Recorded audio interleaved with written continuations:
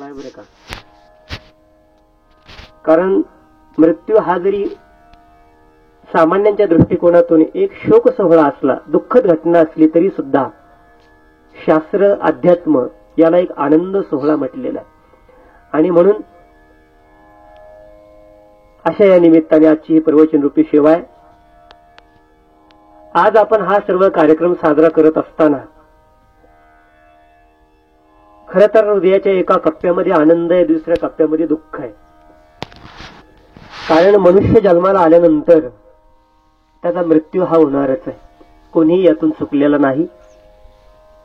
कारण सकाळी उगवलेला सूर्य संध्याकाळी त्यालाही मावळतीला जावं लागतं. आणि सूर्य पंचदेवतांपैकी एक देवता आहे. आपल्या हिंदू धर्म मध्ये पंचदेवता प्रधान देवता मानलेल्या आहेत.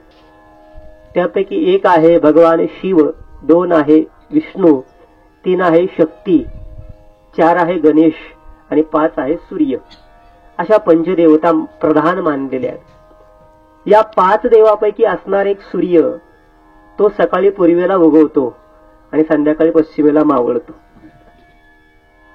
त्याला सुद्धा उगवणं हा त्याचा जन्म आहे, मावळणं हा त्याचा अंत आहे. लक्षात ठेवा.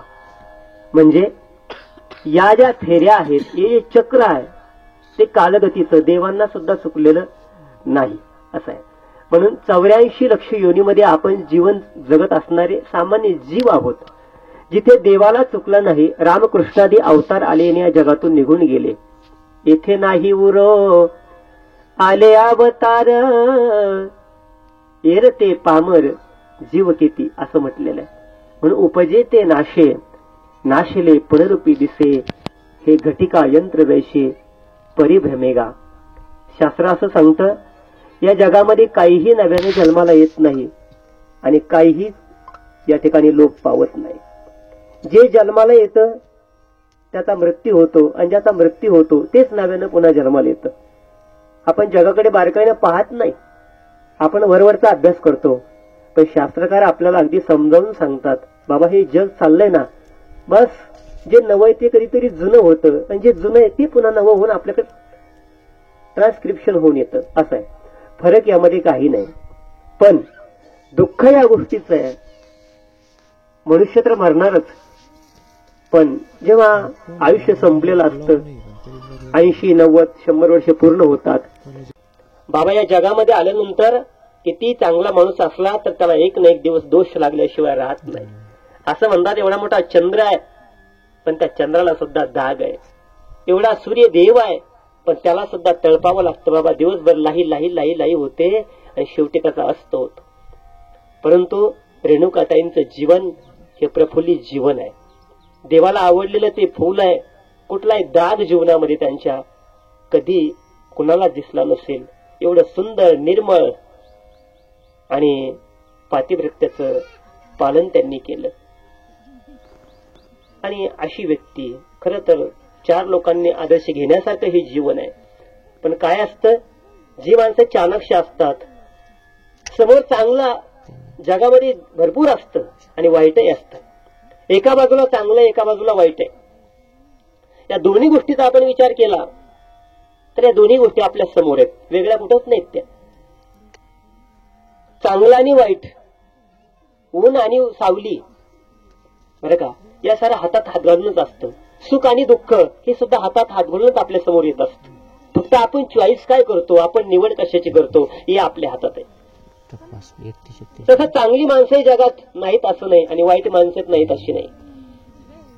चांगली माणसंही जगात आहेत, त्यांची जगाला त्यांची गरज आहे. पण खरं बोलू का, वाईट माणसं जगात आहेत ना, त्यांची सुद्धा जगाला गरज आहे. तरी म्हणाला गरज कशी आहे, अहो वाईट माणसं नसली तर चांगल्याला किंमत कुठून यायची हो. हे आज ऊन नाही म्हणून सोडा, पण हा मंडप लावलाय कशासाठी, ऊन येईल बुवा, सावली बसायला पाहिजे. सावलीला किंमत कधी आहे, ऊन आहे म्हणून. आलं लक्षामध्ये. सुखाला किंमत कधी आहे, दुःख आहे म्हणून. तसंच पण आता समाधी सोहळा साजरा केला. ती 4 भावंडं जगाच्या इतिहासामध्ये आपलं नाव करून गेली. ज्ञानोबाराय म्हटलं की वारकरी संप्रदाय, आमचे सर्व वारकरी मंडळी, ज्ञानेश्वरी हा त्यांचा ग्रंथ, हे सारं समोर येऊन उभा राहतं. पण ज्ञानेश्वर महाराज चांगले का? त्यांना त्रास देणारे त्या काळातले रामेश्वर शास्त्रींसारखे लोक, सालो मालो हे सारे लोक, आणि म्हणून ज्ञानोबा राय चांगले, हे लक्षात ठेवा. म्हणून वाईटामुळे चांगल्याला किंमत आहे. म्हणून जगामध्ये चांगलं हे अगदी जिकडे तिकडे पाहायला मिळतं, पण आपण ते पाहत नाही. पाहण्याची दृष्टी आली पाहिजे. आणि ज्या दिवशी जगातलं चांगलं दिसेल त्या दिवशी माणूस हा माणूस राहणार नाही, तो देव झालेला आहे. भगवान कृष्ण अर्जुनालाही म्हणाले, धर्मराजालाही म्हणाले आणि दुर्योधनालाही म्हणाले. दोघांना दोन कामं सांगितली. दुर्योधनाला म्हणले, जा संपूर्ण आपल्या हस्तिनापूर नगरीमध्ये एक चांगला माणूस शोधून आण. गेला. आणि धर्मराजाला सांगितलं, जा हस्तिनापुरामधून एक वाईट माणूस शोधून आण. दोघंही गेले. दोघंही फिरून फिरून आले. काय म्हणले, सापडलं का? दुर्योधन म्हटला, या जगात चांगला माणूस एकही नाही. आणि धर्मराजाला सांगितलं, वाईट माणूस शोधून आण. तो म्हणला, जगात वाईट माणूस एकही नाही. खरं सांगा, त्या हस्तिनापूर गाव आता काही म्हणजे स्वर्गातलं गाव नाही ना. हस्तिनापूर म्हणजे सध्याची दिल्ली. दिल्लीमध्ये चांगली माणसं वाईट माणसं नसतील का? सध्या आहेत ना. चांगली आहेत तशी वाईट आहेत, कमी जास्त असतील. बराबुरा अभ्यास असेल, ज्ञान असेल, समाजाकडे पाहण्याची दृष्टी चांगली असेल, माणुसकी चांगली असेल, तिथं चांगली माणसं जास्त असतील, वाईट थोडी का होईना असतील ना. आणि काही काही गावं अशी असतात तिथं सारी वाईट असतात, पण चांगला एखादा तरी असतो ना. लंकेमध्ये सारे वाईट होते, रावणाची लंका, पण विभीषणासारखा एक तरी सज्जन तिथे होता ना. तसं चांगलं काय आणि वाईट काय हे माणसाच्या समोर असतं, फक्त ते आपल्याला दिसलं पाहिजे. म्हणून त्यांच्यामधला जो चांगलेपणा आहे, तर ज्याला घेता आला त्यांनी तो घेतला आणि असं चांगुलपणाने ते जीवन जगल्या. आणि नाहीतरी आपल्या हातामध्ये दुसरं काय हो. जगात आपण आल्यानंतर किती दिवसाचे आपण प्राणी आहोत. कोणीतरी म्हटलं, बाबा या जगामध्ये आपण येतो ना, काही घेऊन येत नाही आणि जाताना काही घेऊन जात नाही. येताना घेऊन आलास काय, जाताना घेऊन जाणार काय. नको अभिमान धरू भल्या मानसा, रामकृष्ण हरी हरी बोल रे भल्या मानसा. दुसरं आपल्या हातामध्ये काय आहे? आलो आपण या जगातले पाहुणे बाबा, आणि 4 दिवसाचं जीवन आहे. आपल्याला वाटतं आपण फार दिवस जगणार आहे. जर इंद्रदेवाच्या, चंद्रदेवांच्या या बाकींच्या देवाच्या तुलनेनं आपलं आयुष्य मोजलं ना, तर 4 दिवसाचं आयुष्य. आणि 2 दिवसाची त्यामध्ये असणारी जवानी, हे तारुण्य संपणार आहे कधी ना कधी. 2 दिवसाची तुझी जवानी पुढे नाही टिकणार रे. 2 दिवसाची तुझी जवानी पुढे नाही टिकणार रे. मेल्या मागे वृद्धापण तुझं येता जवळी, वैद्य काय करणार. प्राण्या मायेचा बाजार, प्राण्या मायेचा बाजार. नाही कुणाचे कुणी, तुझे नव्हे रे कोणी. अंती जाशील एकला प्राण्या, माझे माझे म्हणून. आता प्रत्येकाला जावं लागणार आहे. मग जावं तर लागणार आहे. मग काय करावं?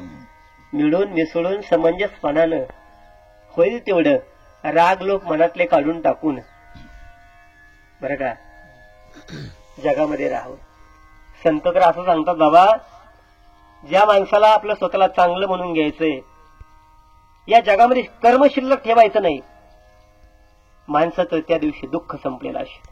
कर्म शिल्लक राहतं म्हणून ते भोगण्यासाठी पुन्हा जन्माला यावं लागतं. असं आगा कर्मी जय उरावे, तय ती सुखदुःखी फळावे, आणि तया ते भोगावया यावे देहा एका.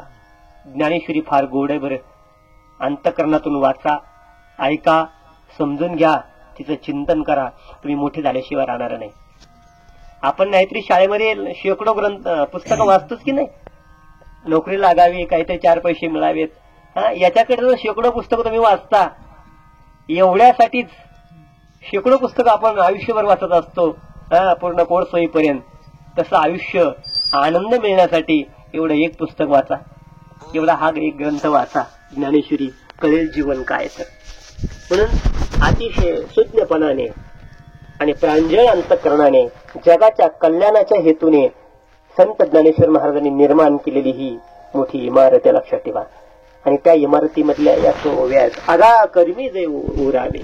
म्हणून कर्म शिल्लक राहिलं तर दुःख, ते कर्म भोगण्यासाठी प्रत्येक जीवाला जन्माला यावं लागतं. म्हणून संत कर्म शिल्लक ठेवण्याच्या भानगडीत पडत नाहीत. या जगामध्ये यायचं, नफा ना तोटा असा व्यवसाय करायचा आणि जगातून निघून जायचं. नफाही नाही तोटाही नाही, ना नफा ना तोटा. बरं का, या तत्वावर काही संस्था सध्या चालू आहेत. तर तसं जीवन जगत असताना आपण येताना घेऊन काही आलो नाही, जाताना घेऊन काही जाणार नाही. पण पाप पुण्याची शिदोरी, ना पाप झालं पाहिजे ना पुण्य झालं पाहिजे. संत सांगतात, पाप जितकं आपल्याला दुःख देतं, पुण्य त्यापेक्षा जास्त दुःख देतं. बरं का, काही वाईट माणसं असतात ना, ती आपल्याला त्रास देतात. असं वाटतं ही माणसं फार वाईट आहेत, आपल्याला त्रास देतात, आपला द्वेष करतात. पण संत म्हणतात, आपला द्वेष करणारी माणसं जेवढी आपल्याला त्रास देतात, त्यांच्यापेक्षा आपल्यावर प्रेम करणारी माणसं आपल्याला त्रास देतात. ते म्हणून कसं, खरं सांगा, आपला द्वेष करणारा माणूस जर मेला, दुःख होतं का आपल्याला? आपला द्वेष करणारा, आपला वैरी मेला, फार दुःख होत नाही ना. पण जो आपल्यावर फार प्रेम करतो, आपण ज्याच्यावर फार प्रेम करतो, तो जर गेला, दुःख किती होतं. हे दुःख आणि तेही दुःख लक्षात ठेवा. पण शास्त्रकार सांग, कर्म शिल्लक राहता कामा नये. आणि कर्म शिल्लक राहू नये असं वाटत असेल तर ते कर्म कसं करावं याची हातोटी शिकवावी लागते. आज दशक्रिया असेल, वर्षश्राद्ध असेल, ह्या कर्मकांडाच्या धार्मिक क्रिया आहेत. ह्या का करायच्या? यांचं कर्म शिल्लक राहू नये. या लोकांचं जर कर्म शिल्लक राहिलं तर पुढच्या पिढीला त्रास होण्याची दाट शक्यता असते. आज हे पिंडदानाचा कार्यक्रम आहे, अंत्येष्टीला एक त्या ठिकाणी, त्यानंतर दशक्रियाच्या दिवशी एक, आणि आजही सुद्धा एक कार्यक्रम असतो. तेव्हा यातून काय करायचं? त्यांच्या चित्ताची पूर्ण शांती करायची. या प्रपंचामध्ये, या संसारामध्ये त्यांचं अडकलेलं मन पूर्णतः बाजूला काढायचं आणि पुढच्या पिढीला त्रास होणार नाही असं, कर्म शिल्लक राहणार नाही असं पिंडदान त्या ठिकाणी आज पूर्ण करायचं. आणि आज जीव परिक्रमण करणार आहे.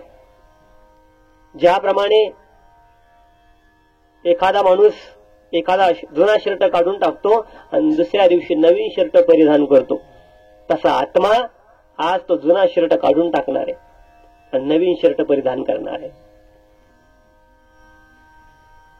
आणि हे परिधान करत असताना जीवानं दुःख बाळगू नये असं म्हटलेलं आहे.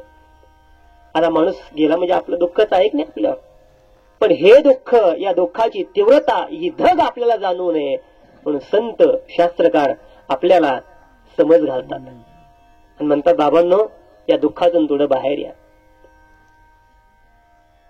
कारण जन्म आणि मृत्यू याचं कारण समजून घ्या.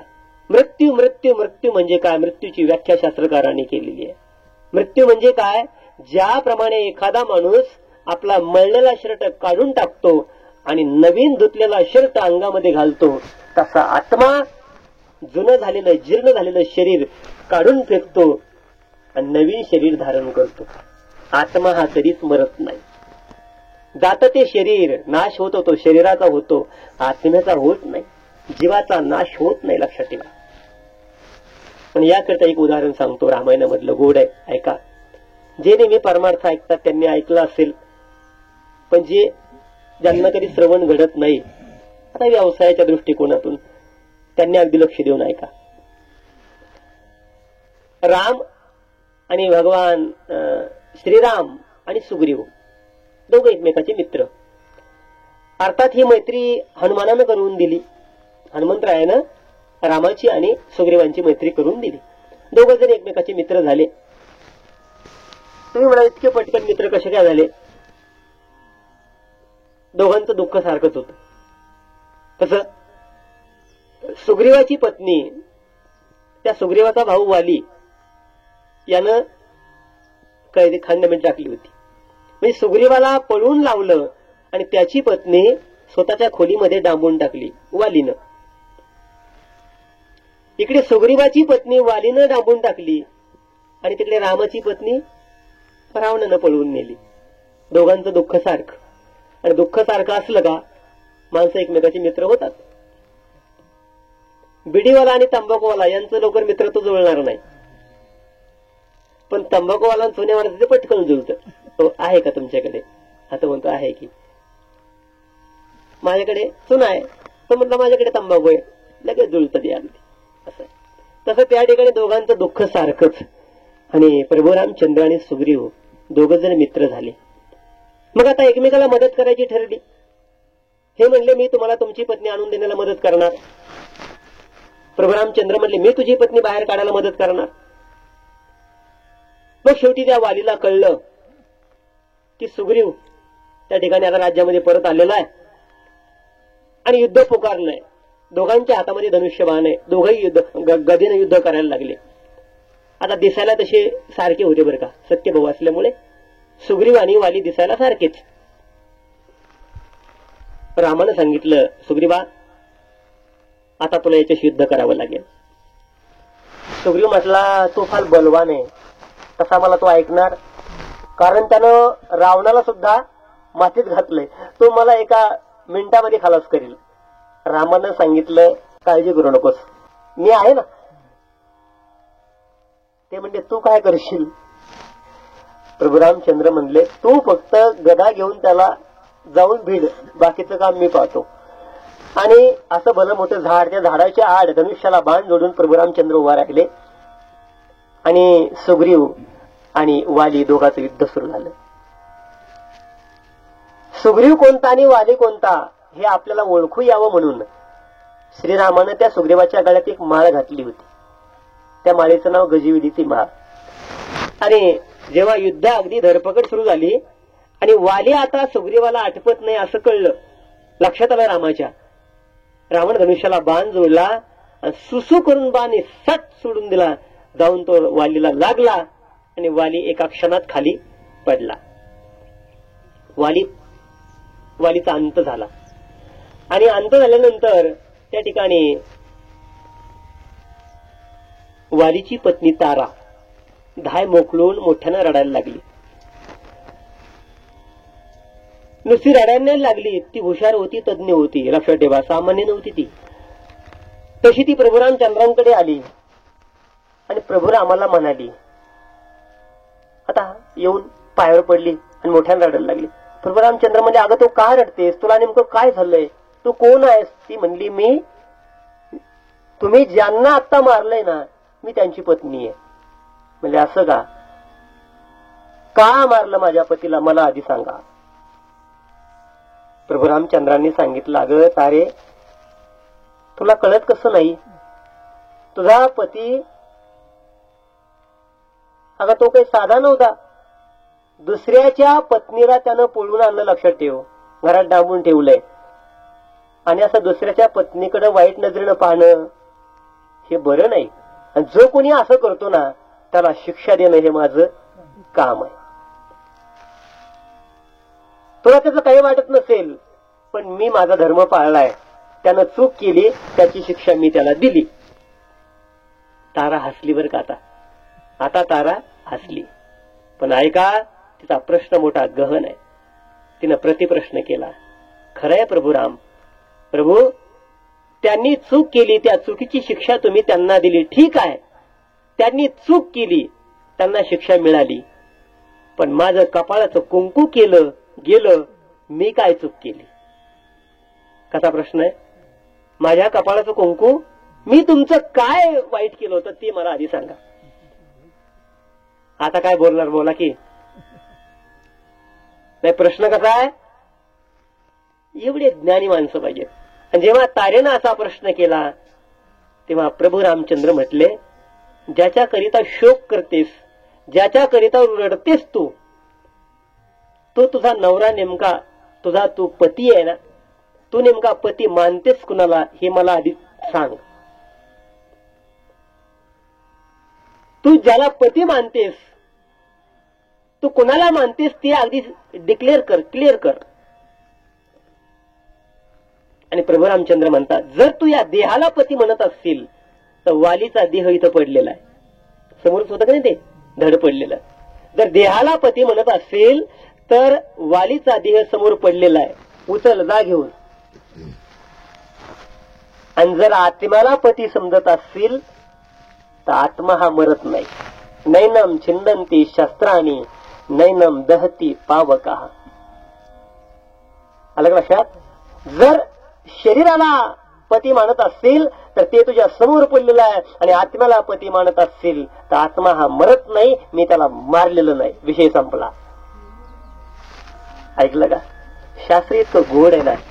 आपल्या मनातलं दुःख हलकं करायचं असेल ना तर शास्त्राच्या जवळ जा. ते आपोआप आपलं दुःख हलकं. म्हणून शास्त्र का सांगतात की बाबांनो जे दुःख आहे ना, आत्मा हा मरत नाहीये. म्हणून काल रेणुकाताईंचा आत्मा त्यांच्या शरीरामध्ये होता आजपर्यंत.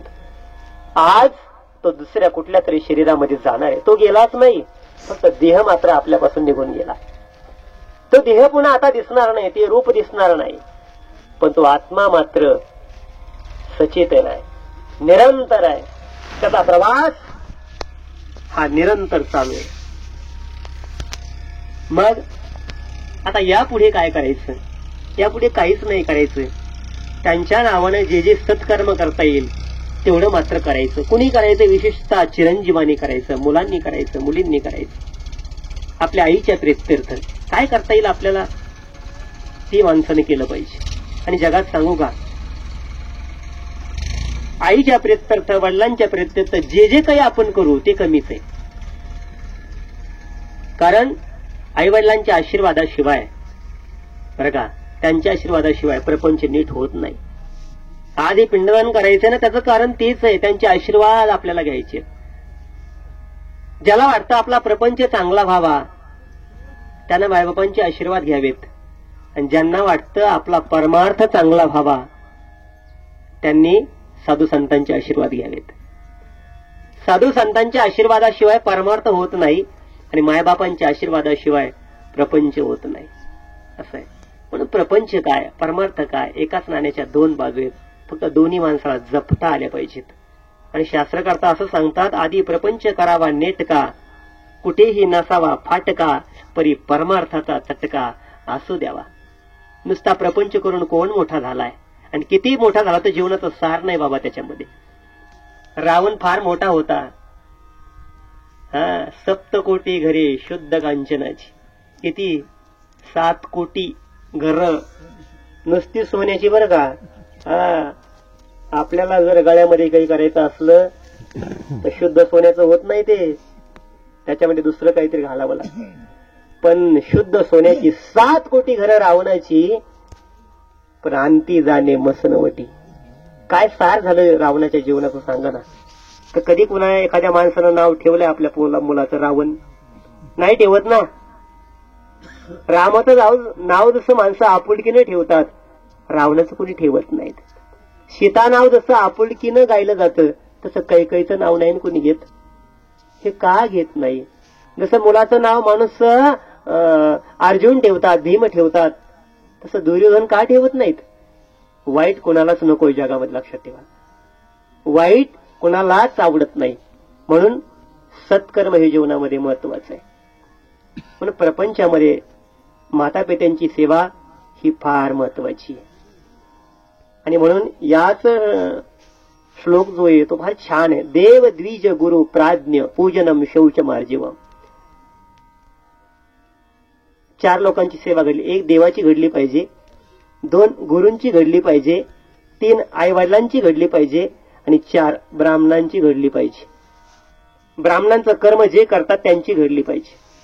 बस असं आहे. यांची सेवा करणं हे शारीरिक तप आहे, बरं का. नुसते उपवास करणं म्हणजे तप नाही. या लोकांची सेवा घडली पाहिजे. देव द्विज म्हणजे ब्राह्मण, गुरु आणि आई वडील यांची सेवा करणं याला तप म्हटलेलं. तप. प्रपंचामध्ये पत पाहिजे. काय पाहिजे? पत. आणि परमार्थामध्ये तप पाहिजे. पत असेल तर प्रपंच आहे. गावामध्ये एकाच नावाची 2 माणसं, एकाच नावाची, दोघांचं नाव माधू. पण एक माधू गावभर जर फिरला तर एका तासामध्ये 1,00,000 रुपये गोळा करतो. किती? माधू एका तासात 1,00,000 रुपये. तुम्हाला किंमत नाही. आणि परमार्थामध्ये तप नसेल तुम्हाला किंमत. मग तप कशाने निर्माण होतं? तप आई वडिलांच्या सेवेने निर्माण होतं. तप गुरूंची सेवा केल्यानंतर निर्माण होतं. तप ब्राह्मण आणि ब्राह्मणांसारख्या साधू संतांची सेवा केल्यानंतर निर्माण होतं. आणि तप देवाची पूजा केल्यानंतर निर्माण होतं. तपाच्या एवढ्याच गोष्टी. आणि हरिपाठामध्ये एक छान प्रमाण आहे. तपाचे सामर्थ्य तपिन्नला मोप, चिरंजीव कल्प वैकुंठी नांदे. तपाचे सामर्थ्य तपिन्नला अमुप असं म्हटलेलं आहे. म्हणून बरं का हरिपाठ पहा, फार सोपा आहे तो. हरिपाठ तसा म्हणायला सोपा आहे बरं का, नुसता म्हणायला सोपा आहे, पण त्याचा अर्थ फार गहन आहे. म्हणून सोपं आहे असं आहे. पण त्यामध्ये शिरलं, त्यामध्ये पडलं तर फार चांगलं आहे. आणि जीवनाला या आधार देणाऱ्या गोष्टी आहेत, जीवनाचं भलं करणाऱ्या गोष्टी आहेत. त्या आमच्या येहिनबाई आल्यात बरं का, बालन टाकळीच्या. रोज हरिपाठ म्हणल्याशिवाय त्या जेवत नाहीत. अजून तुम्हाला सांगू का, मला आठवलं चालता चालता, त्या हरिपाठ म्हणल्याशिवाय जेवत नाहीत, नवल नाही. पण शेतामध्ये कोणाच्या खुरपाला गेल्या ना बरं का, घरचे असो सावडीनं असो, संध्याकाळी 4 वाजले, 5ला सुट्टी असते ना, 4 वाजले त्या एकमेकीकडे पाहतात आणि लगेच हरिपाठ सुरू करतात.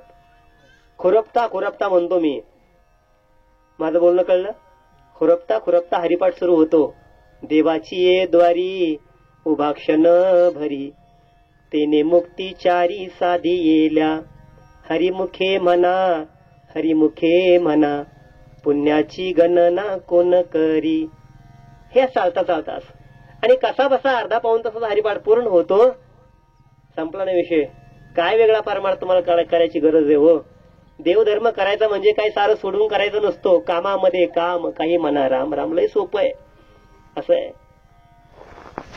आणि आपण प्रपंचामध्ये काम करत असताना चर्चा जर परमार्थाची असेल तर तो प्रपंच सुद्धा परमार्थ झाल्याशिवाय राहत नाही बरं का. आणि देवाच्या पूजा करण्यासाठी वेगळं मंदिरात जाण्याची फार गरज पडत नाही.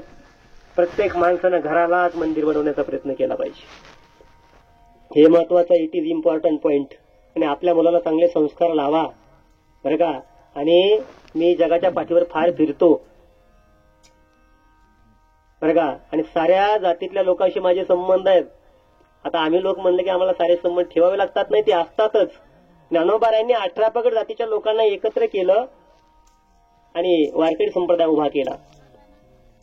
पण बाकीच्या ठिकाणी मी जेव्हा जातो तेव्हा त्यांच्यामधलं परमार्थ प्रेम, त्यांच्यामधली सांप्रदायिक, त्यांना माळीविषयीची असणारी आवड, ज्ञानेश्वरी विषयी असणारी आवड, ग्रंथाविषयी हरिपाठाविषयी असणारी आवड फार मोठी आहे.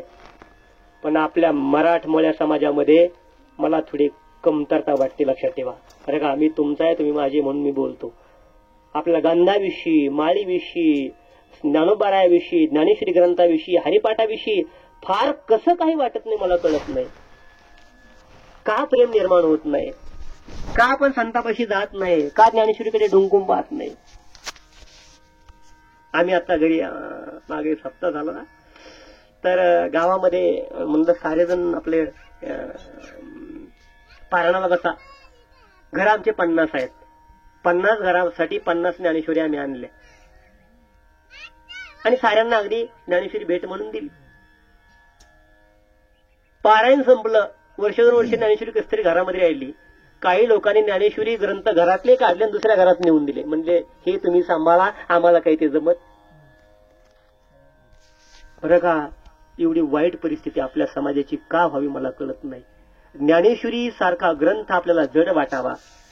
अरे ते विचार धन आहे. ते बाकीचे धन आपण जोडत बसतो बरं का. हे धन नासक धन आहे, लक्षात ठेवा. कितीही 7 बारे जोडा, रावणा इतकं कमवू शकत आपण अजिबात नाही.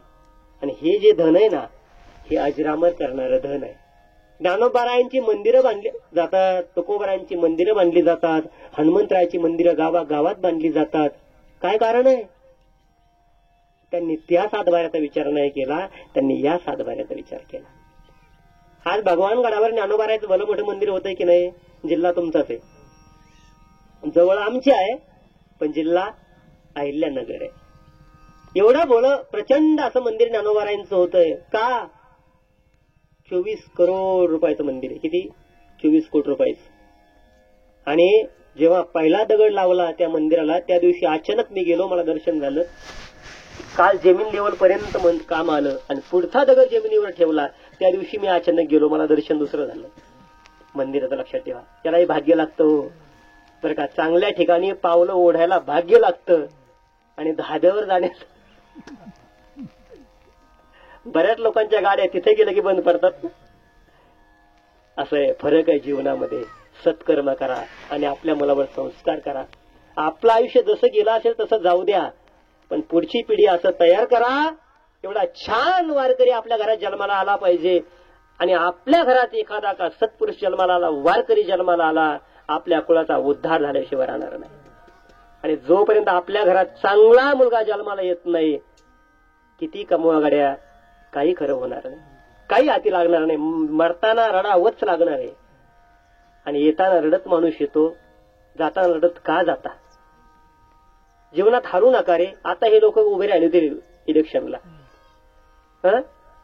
निवडून फार थोडे आले, बाकीचे हारलेच ना. निवडून फार थोडे आले, बाकीचे हारले. जे जिंकले ते हसले आणि जे पडले ते रडले. म्हणा की मोठ्यानं. तसं हे जीवन आहे. तुम्ही आम्ही सारे सुद्धा इलेक्शनला उभा आहेत. ज्या अर्थी आपण जन्माला आलो ना, त्या दिवशी आपण फॉर्म टाकलेला आहे. आपण निवडणुकीला उभा आहोत आणि आयुष्यभर जेवढं ज्याचं आयुष्य असेल तेवढं. आणि आयुष्य संपल्यानंतर आपला विजय होणार आहे का पराजय होणार आहे हे आपल्याला अंतकालाला ठरणार आहे. मग या जीवनाचा पराजय करायचा का विजय करायचा हे ज्याचं त्यानं ठरवायचं. मग पराजय म्हणजे काय आणि विजय म्हणजे काय? मरत असताना आपल्या चेहऱ्यावर दुःख येणार नाही, भीती वाटणार नाही आणि आनंदाने या जगाचा निरोप घेऊन आपण जाऊ, हा जीवनातला विजय आहे. आणि मरत असताना उगीच काळजी वाटत नाही बरं का, रडका चेहरा करू नये, हा जीवनातला मोठा पराजय आहे. म्हणून आपला पराभव होऊ नये, आपला पराजय होऊ नये याकरता संत आपल्याला जपतात बरं का. ही ज्ञानेश्वरी सांगते, तुम्ही जीवनात विजयी करून घ्या, विजयी व्हा. आणि आनंद, आणि मरतानाच आनंद असावा असं नाही. आयुष्य आहे तोपर्यंत आनंदानं जगा ना. किती सोपं आहे. चेहऱ्यावर असं प्रफुल्ल चेहरा पाहिजे, आनंदी जीवन पाहिजे. आणि जगण्यामध्ये आयुष्यभर तर तुम्ही आनंद घेतलाच नाही तर आयुष्याला अर्थ काय शेवटी बरं का. आयुष्य पुन्हा पुन्हा मिळणार नाही, एकदाच मिळालंय. क्षणिक आहे, संपणार आहे, क्षणाचा भरोसा नाही. अटॅक लोक चालता चालता मरतात हो, चालता चालता. किती मोठी इस्टेट असली, काय शिल्लक राहतं माणसाचं खाली, काही नाही. म्हणून आयुष्य पुन्हा पुन्हा मिळणार नाही. म्हणून समजून सवरून पाऊल टाका, सुंदर अशी संतती जन्माला घाला, आपल्या संपत्तीचा चांगला उपयोग करा बरं का. पुन्हा पुन्हा ही संपत्ती सुद्धा फार दागा दिल्याशिवाय राहत नाही. जे आहे ते धन एक तर स्वतःच्या बरं का, स्वतःच्या कल्याणासाठी खर्च करा, कुणाला मदत करण्यासाठी खर्च करा किंवा धर्म कार्यासाठी खर्च करा. असा जर आपल्या संपत्तीचा छान विनियोग करा, चांगली संतती जन्माला घाला आणि जीवनामध्ये आनंद मिळवण्याचा प्रयत्न करा. बस एवढ्याच गोष्टी जीवनामध्ये आहेत. म्हणून चांगला पुत्र आज रेणुकाताईंच्या पोटी जन्माला आला. दुसराही एक मुलगा संतोष आहे, दुसरा संदीप आहे. तेव्हा ही सर्व दोन्ही भाऊ एक सुंदर अशा प्रकारचे हे मुलं आणि आईचं प्रेत्यर्थ काहीतरी करावं या हेतूने आजची ही प्रवचनरूपी सेवा आहे. म्हणून आईवडिलांच्या प्रेत्यर्थ कर्म करणं ही काळाची गरज आहे. देव द्विज गुरु प्राज्ञ पूजनम शौच मार्जवम ब्रह्मचर्य अहिंसा शारीरम तपोच्यते. म्हणून हा गीतेच्या 17व्या अध्यायातील 14व्या क्रमांकाचा श्लोक आहे.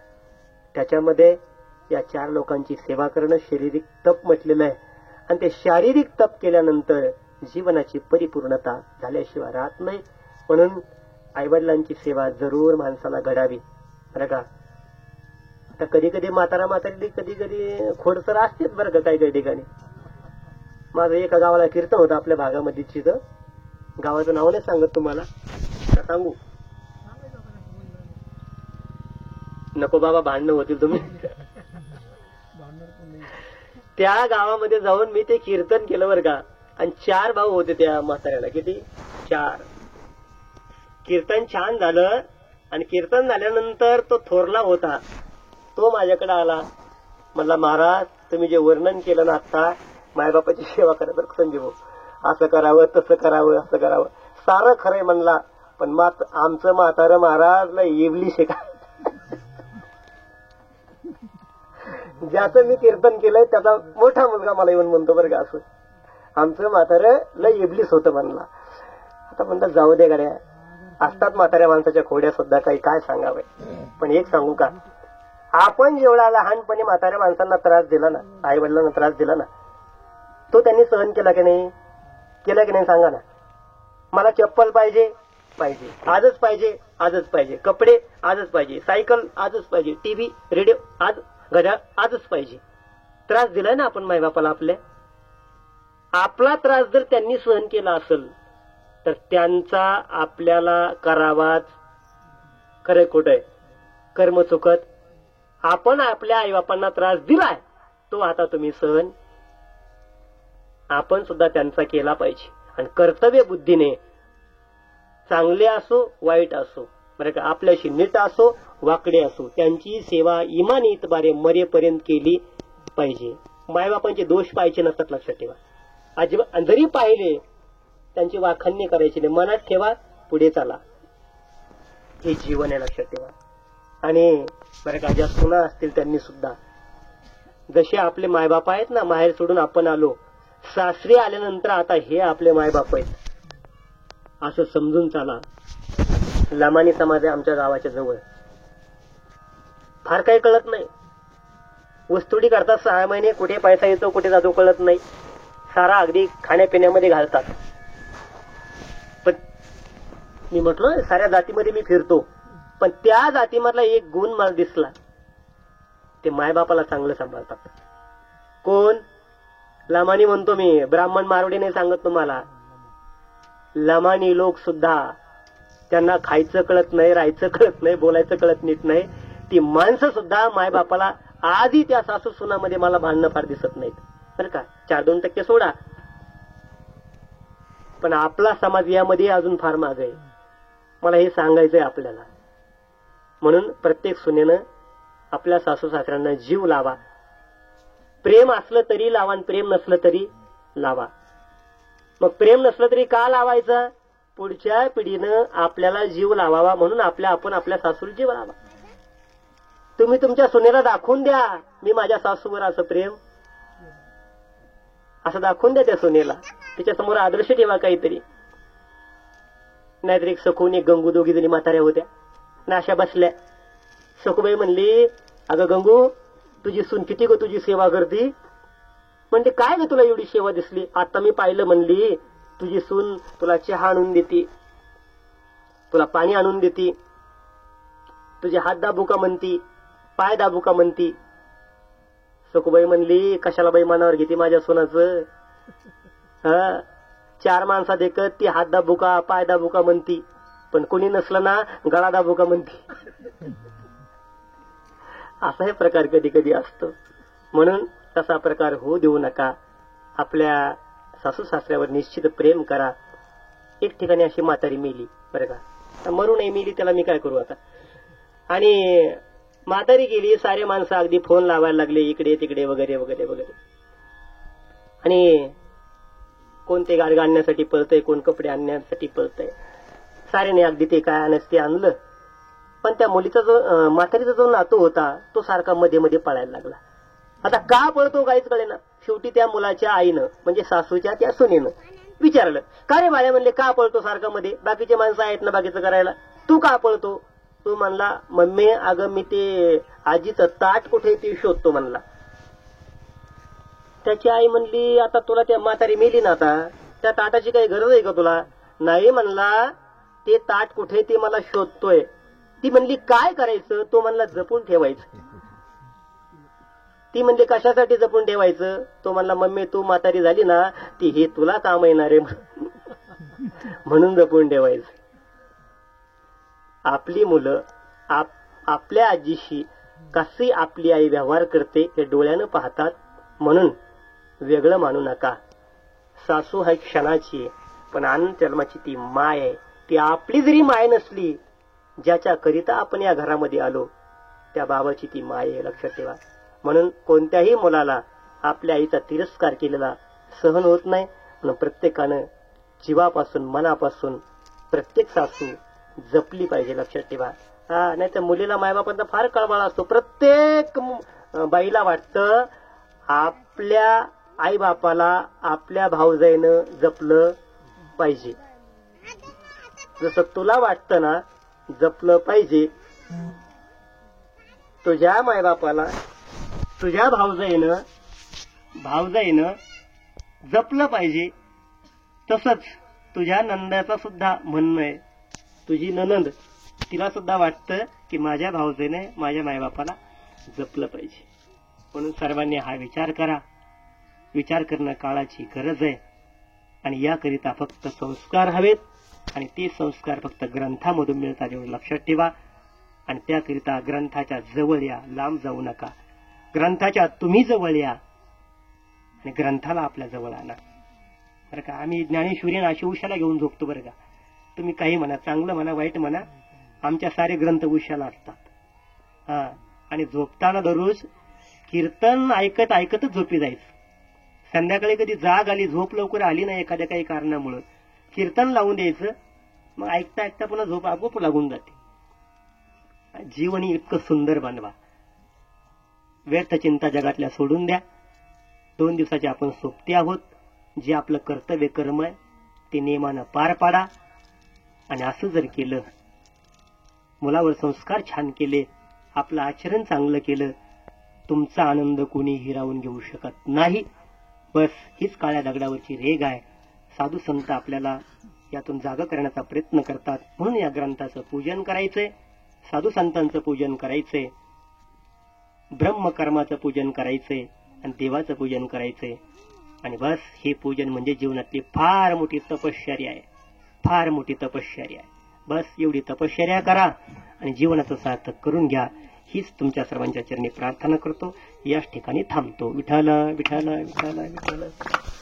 पुंडलिक वरदा विठ्ठल. श्री ज्ञानदेव तुकाराम गोपाल कृष्ण भगवान की जय. माऊली ज्ञानेश्वर महाराज, जगद्गुरु तुकाराम महाराज की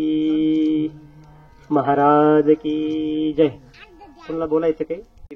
येणे वाघ यज्ञ तोषावे, तोषो निमद द्यावे पसाय दानहे. जे कळांची व्यंकटी सांडो, तया सत्कर्मी रती वाढो. भूता परस्परे पडो मैत्रची भाची, दुरिताचे तिमिर जावो. विश्व स्वधर्म सूर्य पाहो, जो जे वांछिल तो ते लाहो. प्राणी जात वर्षत सकळ मंगळे, ईश्वर निष्ठांची मांदियाळी. अनवरत भूमंडळे भेटो तया भूता, चला कल्पतरुचे आरव. चेतना चिंतामणीचे गाव, बोलते जे आर्णव पियुषांचे. चंद्रमे जे अलांछन, मार्तंड जे तापहीन. ते सर्व ही सदा सज्जन स्वेरे होतो. किंबहुना सर्व सुखी पूर्ण होनीतिही लोकी. भजिजो आदि पुरुष अखंडित, आणि ग्रंथोपजीवी विशेष लोकीये. दृष्टा दृष्ट विजे हो आवेजी, एथ मने श्री विश्वेश्वरावो. हा होईल दान पसावो, येणे वरे ज्ञान देवो सुखिया झाला. येणे वरे ज्ञान देवो सुखिया झाला. येणे वरे ज्ञान देवो सुखिया झाला. ओम शांती शांती शांती.